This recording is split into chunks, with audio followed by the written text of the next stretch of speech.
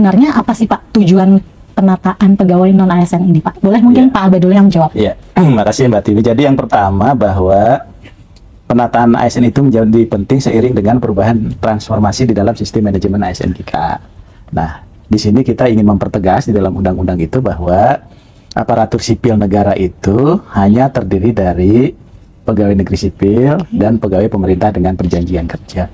Nah, sekarang ini banyak nomenklatur yang lain di luar aparatur sipil negara. Sehingga kita harus bisa memastikan sebetulnya status mereka yang ada di birokrasi itu statusnya apa. Apakah dia sebagai pegawai negeri sipil atau sebagai pegawai pemerintah dengan perjanjian kerja. Sehingga dengan adanya PP 49 sebetulnya 2018 ini harus diakhiri di November 2023 ya. Dan disebutkan tidak boleh ada sebutan lain atau pegawai non ASN yang menduduki jabatan ASN ya, sehingga harus dirubahlah nomenklatur yang macam-macam tadi menjadi PNS atau P3K atau pegawai pemerintah dengan perjanjian kerja. Nah, ini bagi teman-teman yang ada saat ini kan juga statusnya masih macam-macam. Sehingga untuk kepastian status hukum yang bersangkutan kita tata lah gitu ya.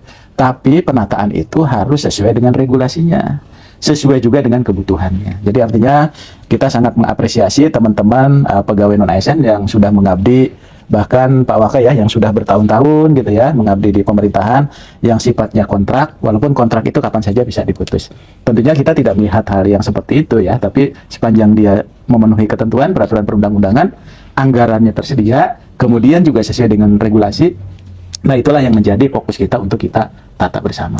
Nah, itu tujuannya. Supaya ASN itu jadi dua ya Pak, PNS dan P3K. Statusnya jadi jelas gitu. Terima kasih Bapak. Oke, mungkin pertanyaan selanjutnya, izin Bapak boleh dijabarkan bagaimana statistik pegawai non ASN saat ini itu seperti apa? Mungkin bisa Pak. Assalamualaikum warahmatullahi wabarakatuh. Waalaikumsalam. Saya ingin bicara dulu sejarah kenapa sih muncul tenaga non ASN ya. Jadi ketika tahun 2005 kita punya peraturan pemerintah nomor 48 tahun 2005 itu mengatur tentang pengangkatan tenaga honorer menjadi pegawai negeri sipil, karena pada waktu itu belum ada P3K. Nah, ini merupakan tuntutan keinginan dari para tenaga honorer pada waktu itu yang sudah mengabdi lama. Dia juga bisa memberikan kontribusi kepada negara, kemudian jasa-jasa juga tinggi, ingin diakomodir menjadi pegawai negeri sipil. Nah, pada saat itu pemerintah merespon secara cepat, lahirnya peraturan pemerintah 48 tahun 2005. Nah, data yang ada di BKN kalau saya lihat, sebetulnya pertama kali dibuka pendaftaran itu hampir 1 juta, kurang lebihnya 950.000. Ini cukup besar, namun karena ini sudah diatur di dalam PP, maka kurun waktu dari 2005 sampai 2009, itu dari 1.950.000 itu yang sudah diangkat 860.220. Maka ada sisanya, sehingga tahun 2010 itu ada yang belum diangkat menjadi pegawai negeri sipil. Nah, ini juga tentunya mereka ingin sisa dari tenaga honorer yang pada saat itu belum diangkat itu kemudian ingin dilakukan pengangkatan menjadi pegawai negeri sipil. Nah, kemudian pengangkatan yang kedua itu dilakukan tahun 2012 ya. Karena pada saat itu ternyata setelah dibuka lagi, sisa yang hanya sekitar 1.000 sekian itu bengkak lagi. Nah, akhirnya pemerintah mengambil kebijakan 2012 itu dilakukan seleksi ulang, seleksi kembali terhadap mereka yang belum diangkat menjadi pegawai negeri sipil. Nah, sebelum tahun 2012 mereka yang sudah diangkat itu sering kita kenal dengan istilah tenaga honorer K1 ya, tenaga kategori 1, mohon maaf. Kemudian karena belum semuanya diangkat, tahun 2012 adakan seleksi, itulah istilah yang selanjutnya muncul adalah tenaga honorer kategori 2. Kategori 1 itu memang dibiayai dari APBN APBD. Kategori 2 pada saat itu banyak juga yang tidak dibiayai dari APBN APBD, tapi dia masa kerjanya lama, kontribusi terhadap negara juga tinggi, maka itulah dilakukan pengangkatan kembali. Nah, Bapak Ibu semuanya, saudara-saudara, teman-teman, itu ternyata pengangkatan tenaga honorer menjadi PNS itu tidak selesai pada saat itu juga. Maka ada kebijakan pemerintah untuk menindaklanjuti keinginan para tenaga non-ASN pasca undang-undang ASN itu yang masih belum diangkat, itu dilakukan pengangkatan kembali. Nah, pada saat itu tentu ada kebijakan dari Kementerian PNRB sebelum diangkat, maka dia harus masuk dulu ke dalam database PKN. Nah, pada awalnya di dalam database PKN ini kalau saya lihat di tempat kami itu kurang lebih 2,3 juta. Dari 2,3 juta itu kemudian ditutup di tanggal 31 Desember 2022, nggak boleh lagi gitu ya. Nah, dalam perjalanannya ada yang mereka mendaftar CPNS lulus, ada yang kemudian mungkin yang bersangkutan meninggal dunia dan sebagainya. Sehingga yang menjadi PR kita saat ini itu ada 1.789.050. Ini yang jadi PR. Maka di dalam Undang-Undang ASN tahun 2023 itu pasal 66 mengamanatkan. Jadi pemerintah wajib selesai melakukan penataan tenaga non-ASN dan sisa tenaga honorer K2 itu paling akhir di Desember 2024. Nah, tentu Kementerian PAN-RB bersama PKN dan instansi terkait mengupayakan itu segera selesai dilakukan penataan. Namun demikian, yang sisa jadi 1,7 ya 1,7 itu ternyata juga belum bisa diselesaikan di tahun 2024 akhir karena punya kan penataan ya, tapi kita sudah punya komitmen termasuk dengan teman-teman di Komisi 2. Nah, kita buka pendaftaran dari 1,7 itu ternyata pendaftarnya juga belum semuanya bisa, maka nanti kita buka lagi untuk yang seleksi yang tahap kedua. Jadi intinya itu Mbak, kita punya PR sesuai arahan Presiden 1,7 yang sisa di database BKN harus segera dilakukan penataan. Gitu. Baik Bapak, terima kasih. Berarti pemerintah ini nggak main-main juga ya Pak, usahanya dan upayanya nih untuk menyelesaikan penataan pegawai non-ASN ya Pak ya. Selanjutnya mungkin Pak Abai ya Pak izin penyesuaian yang sudah dilakukan untuk percepatan penyelesaian penataan pegawai non-ASN ini Pak. Kan udah ada yang kemarin tahap 1 Pak, terus ini tahap 2 juga baru selesai nih Pak. Mungkin ada lagi Pak, apa saja? Ya, jadi gini.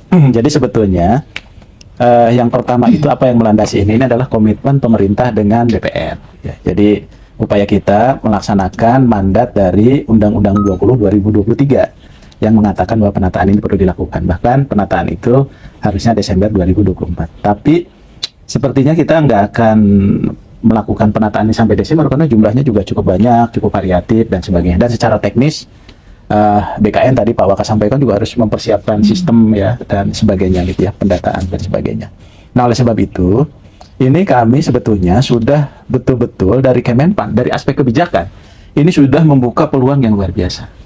Ya, membuka peluang yang luar biasa. Bahkan secara kebijakan ini 100% untuk pegawai non-ASN.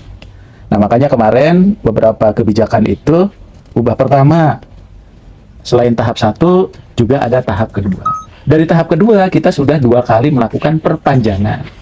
Terakhir itu sampai 20 Januari 2024. Kenapa perpanjangan ini perlu kita lakukan? Karena masih ada teman-teman pegawai non-ASN, khususnya pada pemerintah daerah, yang belum bisa masuk ke dalam SSCASN-nya BKN. Itu walaupun kendalanya juga banyak dari teman-teman sendiri, ya, dari pemerintah daerahnya, dari pegawai non-ASN-nya. Kemudian juga dari kebijakan itu berkembang terus, ada teman-teman yang merasa TMS, dia tidak bisa mendaftar. Ada yang sudah mendaftar menjadi PNS, CPNS, dia juga tidak bisa mendaftar. Nah, saat ini kemarin, begitu kita buka sampai 20 Januari, semuanya boleh mendaftar kembali. Ya, jadi tadi yang TMS, dia boleh mendaftar, gitu ya. Bagi mereka yang tahap 1 tidak lulus, berarti dia akan menjadi P3K paruh waktu. Bagi mereka CPNS yang sudah ikut tes, yang gagal di SKD atau di SKB, maka dia pun akan menjadi paruh waktu. Bagi teman-teman yang TMS, tetap dia bisa mendaftar di periode kedua. Jadi artinya, peluang yang disiapkan oleh pemerintah dari 1,7 juta, sampaikan Pak Waka tadi, itu memberikan ruang yang sebesar-besarnya, termasuk mekanismenya.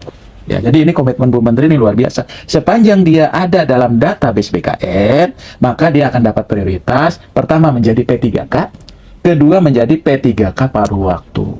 Ya, menjadi P3K paruh waktu. Menjadi P3K paruh waktu itu hanya masa transisi saja. Karena suatu saat dia akan menjadi P3K. Makanya Pak Waka ada pertanyaan kan, kalau jadi paruh waktu, bisa nggak jadi penuh waktu? Ya bisa. Oh, bisa. Kalau kinerjanya bagus, dia tetap akan dapat nomor induk P3K. Jadi walaupun paruh waktu, tetap dapat nomor induk P3K. Kemudian kalau dia memenuhi syarat, kinerjanya bagus, anggarannya ada, dia diangkat jadi P3K. Jadi isunya kemarin kan, ini kita nggak bisa jadi P3K nih. Nah, kemarin ada usulan kan, P3K udah jadi P3K, bisa balik nggak jadi paruh waktu? Nggak bisa. Ya, masa ntar paruh waktu jadi 1/4 waktu kan, dapat juga gitu ya. Nah, makanya yang P3K ini juga kinerja, disiplin gitu kan harus tetap dijaga juga. Jadi peluang untuk teman-teman mengikuti seleksi di tahap 2 ini luar biasa. Bahkan kalau menurut saya logika kita terbalik nih.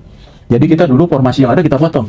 Sekarang orang yang belum ngusul informasi kita undang untuk ngusul informasi. Kan gitu ya Pak ya. Yang informasinya belum terpenuhi itu kita undang untuk bisa terpenuhi. Jadi teman-teman ini, saudara-saudara kita pegawai non-ASN yang ikut seleksi, mendaftar dan ikut seleksi, tidak perlu khawatir. Kesempatannya luas. Kemarin-kemarin yang tidak mendaftar sekarang sudah bisa mendaftar kembali sepanjang dia ada dalam database BKN. Karena itulah yang menjadi prioritas. Nah, sekarang ini kami sayangkan juga misalnya kalau teman-teman tidak memanfaatkan kebijakan ini, sehingga ini kita kembalikan juga ke Pemdanya, ke pegawai non ASN-nya, karena barangkali juga ada yang sudah tidak berminat, kemudian ada juga yang sudah diterima menjadi ASN, ada juga yang sudah tidak bekerja lagi 2 tahun gitu ya, ada juga yang sudah batas usia pensiunnya ya Pak ya, sudah tidak terpenuhi gitu, kemudian juga ada yang sudah meninggal dunia, ya, jadi yang tidak memungkinkan lagi untuk itu. Jadi kalau peluang kita penyesuaian terhadap upaya untuk percepatan itu sudah kita lakukan. Jadi semuanya sudah boleh. Jadi tidak ada lagi, mungkin sekarang ramai di medsos kami nggak bisa melamar lagi, kami sudah ikut CPNS ini gimana, nggak bisa masuk. Oleh BKN sudah dibuka. Difasilitasi ya Pak? Dibuka dan sudah difasilitasi. Berarti sebenarnya nggak usah khawatir lagi ya Pak? Nggak usah khawatir lagi, ini peluangnya sudah cukup luas. Ya, dan kalau menurut saya ini adalah mungkin kesempatan terakhir kita untuk beresin ini, makanya kita buka seluas-luasnya. Tapi bukan berarti mereka nanti tidak bisa masuk, ya bisa saja, tapi ada seleksi yang harus diikuti. Normal lah, akan kompetisi nanti. Kalau saat ini memang peluangnya jauh lebih besar. Oke, terima kasih Pak. Selanjutnya nih Pak, bagaimana sejarah penataan pegawai non ASN ini Pak? Yang kita ketahui kan penataannya sudah dilakukan dari 2007. Itu tuh sebelumnya bagaimana gitu Pak? Mungkin Pak Abah. Tadi sudah disampaikan Pak Waka ya. Jadi sebetulnya penataan ini kita sudah selesai semenjak adanya PP 49 ya, 2018 selesai. Nah, namun rupanya setelah PP 49 itu masih ada Pak. Dihitunglah ke belakang sesungguhnya ya. Jadi yang setelah PP 49 itu dia bekerja sebagai non ASN apapun namanya, sampai November 2023 itu nggak boleh ngangkat lagi. Tapi rupanya banyak yang angkat juga gitu ya. Tapi yang jelas ini PR kita bersama sih yang harus kita beresin. Nah, setelah itu maka ada surat Pak Menteri waktu itu supaya data lah. Masa kita mau beresin tapi nggak ada datanya. Datanya belum update lah. Ada di BKN tapi 2 tahun honorer yang lama ya Pak ya, yang peninggalan THK 2 itu. Tapi bagi yang ini, oke lah kita data ulang. Nah, dari situlah muncul tadi data yang disampaikan Pak Waka dari 2,3 juta, sekarang 1,7 pun mungkin itu sudah bergerak lagi ya Pak. Karena ada yang tadi yang sampaikan ada meninggal, ada yang usianya nggak memenuhi dan sebagainya. Nah, itulah jadi babak baru jadinya. Nah, babak baru ini kita beresin lah sesuai dengan mandat di undang-undang di tahun ini, tapi prosesnya itu sampai dengan 2025. Pak Yono ada mau menambahkan Pak? Sejarah nih Pak. Sejarah ya. Ya tadi saya singgung di awal Pak. Sebetulnya memang keinginan, kemauan, tekad pemerintah itu sudah sangat tinggi memperhatikan mereka yang sudah mengabdi lama untuk pemerintah. Tapi tentu kita juga masuk dalam koridor regulasi ya.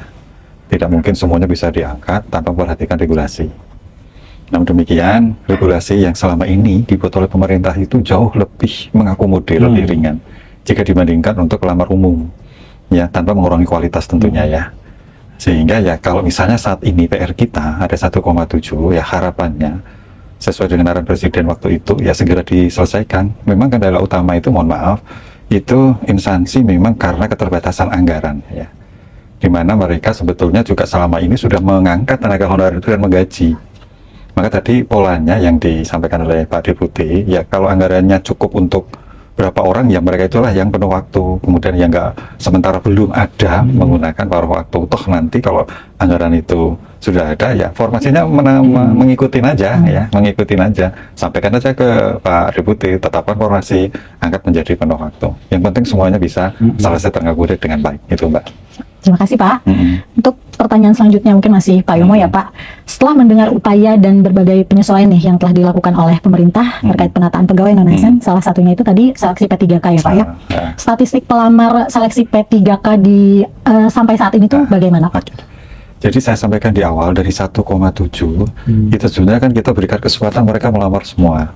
Faktanya kemarin karena ada mungkin pemahaman yang berbeda-beda ya, itu yang melamar dari 1,7 itu hanya 1,4 kalau di data kita.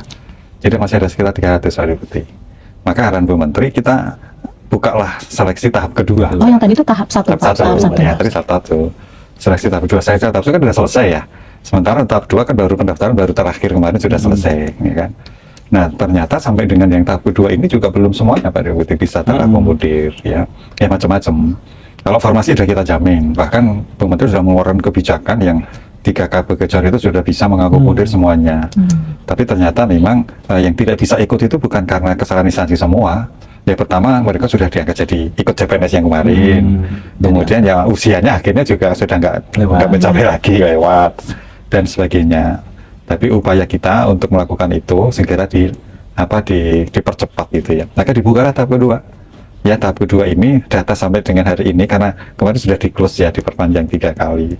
Itu ada tersisa kurang lebih 100 ribuan ya dari 1,7 itu. Nanti tentu akan kita coba petakan. Tapi biasanya yang kita pahami saja sisanya itu memang saya sampaikan tadi sebagai besar memang ingin diangkat menjadi P3K ya. Nah, kita juga ingin berupaya kepada pemerintah, pada para instansi, mohon maaf itu untuk segera selalu melakukan seleksi administrasi yang tahap kedua ini. Ya, karena apa? Kalau itu lambat ya nanti pengangkatannya lambat lagi. Jadwal sudah dibuat oleh BKN. Yang pasti ya upaya pemerintah itu sudah optimal sekali, sudah bagus sekali. Kita sudah berkomitmen dengan anggota Komisi 2 untuk menyelesaikan penataan di akhir Desember, tapi karena lewat tetap itu harus kita selesaikan. Itu Mbak. Oke Bapak, berarti tadi yang tahap 2 itu sudah selesai di 20 Januari kemarin ya Pak? Untuk Pendaftarannya sudah selesai. Lalu tahap selanjutnya itu apa Pak? Oke, jadi sebetulnya kita awalnya itu ditutup di 31 Desember 2024. Waduh, ternyata masih banyak yang belum. Ketika itu saya masih PLT kepala ya, saya perpanjang lagi sampai tanggal 7 Januari. Perpanjang lagi sampai 15, perpanjang lagi sampai 20. Nah, jadi perpanjangan 3 kali. Nah, akhirnya kita sudah putus, udahlah sampai tanggal 20 Januari kita close ya. Setelah kita close yang tadi ternyata memang masih ada sisa ya, ada sisa itu kita berharap memang karena tidak memenuhi syarat atau karena alasan yang lainnya, bukan karena kesalahan dari pemerintah maupun instansi ya. Nah, nanti setelah itu BPK sudah buat jadwal Mbak, jadwal ya. Tahapan selanjutnya adalah seleksi administrasi yang dilakukan oleh instansi juga ya. Tapi untuk yang di dalam database memang ya kita upayakan instansi itu ya meliputi, karena seleksi administrasi itu kan sebenarnya diatur dalam regulasi ya, tapi kita tidak seketat yang berlaku untuk yang umum. Kalau dia sudah daftar aja karena komitmen dan amanat di undang-undang ya kita akomodir untuk diangkat gitu lah. Jadi kita tidak terlalu mempermasalahkan. Kita bisa menyesuaikan kalau formasinya kok nggak ada gitu ya. Penpan sudah membuat formasi tampungan 4, pokoknya sapu jagat masuk dulu. Ini bukti komitmen kita. Nanti disesuaikan ketika dia sudah diangkat. Nah, setelah sesi administrasi selesai, nanti akan dilakukan seleksi P3K. Dan ini mudah lagi. Kalau PNS kan ada SKD, SKB, ada macam ini sekali aja lah. Nah, itu direncanakan di Maret. setelah bukan Pak, karena masih puasa. Oh, yang puasa. Kami sudah izin ke Bu Menteri, mohon izin kalau untuk Maret kami agak mungkin menjadi Lebaran juga ya. Instansi juga belum siap karena sekarang juga masih mengurusin untuk pemberkasan CPNS ya. Kita kan sudah mulai, maka 2 minggu setelah Lebaran moga-moga bisa dipercepat. Yang pasti ini sangat tergantung dari seleksi administrasi instansi. Maka kami dalam forum ini memohon kepada instansi tolong untuk mempercepat seleksi administrasi karena sudah tanggal 20 kemarin ditutup ya. Nah, supaya nanti untuk yang bulan Ramadan mulai 1 Maret dari Februari sampai Maret itu konsentrasi dulu di CPNS ya, karena CPNS kan juga harus diselesaikan juga. Kita punya jadwal juga dari Februari itu pengusulan NIP ke BKN, maka bisa kita harapkan saat PMT 1 Maret itu CPNS sudah bisa diangkat. Nah, setelah itu selesai, kita konsen lagi untuk seleksi yang P3K. Jadi ini memang tidak berhenti terus, tapi ya nggak apa-apa. Karena komitmen pemerintah untuk menyelesaikan semuanya, amat regulasi, insya Allah kita laksanakan dengan sebaik-baiknya. Itu Pak. Siap, terima kasih banyak Pak. Selanjutnya untuk Pak Abay ya Pak ya, ini juga menarik nih Pak, ada beberapa pertanyaan. Bagaimana jika ada pegawai non-ASN yang sudah masuk ke database BKN tapi instansinya tidak menyediakan informasi? Iya, jadi gini, jadi yang menjadi hambatan kemarin teman-teman itu nggak bisa masuk, pertama nggak ada formasi, kedua dia gagal karena kualifikasi dengan jabatan nggak sesuai dan sebagainya.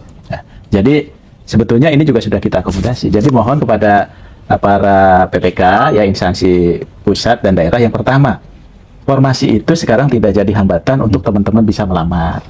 Karena kenapa? Kalau formasi yang disiapkan 100, pegawai non ASN-nya yang di database database-nya itu yang di database BKN itu ada 200, yang 100 itu tetap dia masuk, dia lulus. Jadi tidak ada lulus dan tidak lulus sesungguhnya. Cuma nanti yang kuota 100 itu menjadi P3K.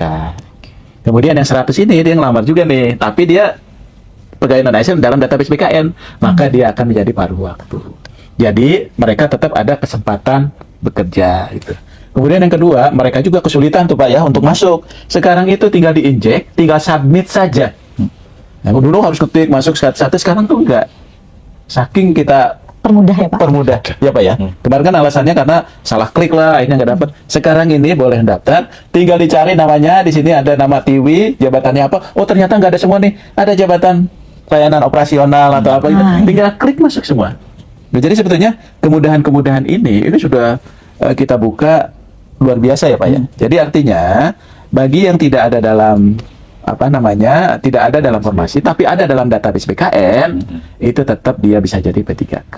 Dan P3K paruh waktu pun, itu kita tegaskan status hukum yang bersangkutan. Salah satunya apa? Dia tadi diberikan nomor induk. Nah, kemudian ini penting juga nyambung gimana pembayarannya ya.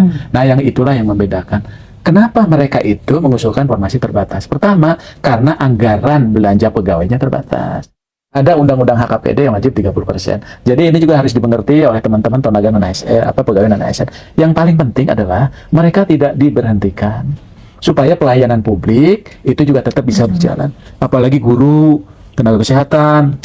Nah, itu harus tetap jalan gitu ya. Nah, makanya nanti tetap akan dibayarkan sebagaimana surat Bu Menpan bahwa anggaran tetap harus disiapkan. Jadi nggak usah khawatir. Jadi Bu Menteri sudah menghimbau kepada seluruh kementerian lembaga termasuk Pemda menyiapkan anggaran bagi tenaga atau pegawai non ASN. Yang kedua itu diperkuat dengan rakor kita Pak, dengan Pak Mendagri. Jadi dengan Pak Mendagri itu Pak Mendagri juga menyiapkan surat dan memberikan panduan ini loh, kalau dia paruh waktu bisa dibayar dengan mata anggaran ini. Dan suratnya juga sudah disampaikan. Tapi di sisi lain juga ada penegasan di dalam surat Pak Mendagri, jangan lagi mengangkat pegawai non ASN setelah Undang-Undang 20 2023. Dan Pak Mendagri tegaskan, kalau masih mengangkat maka akan dikenakan sanksi sesuai ketentuan peraturan perundangan dan sesuai kewenangan Bu Menpan dan Pak Mendagri. Nah, itu yang paling penting untuk teman-teman non ASN ya. Iya, Pak. Mungkin ini bisa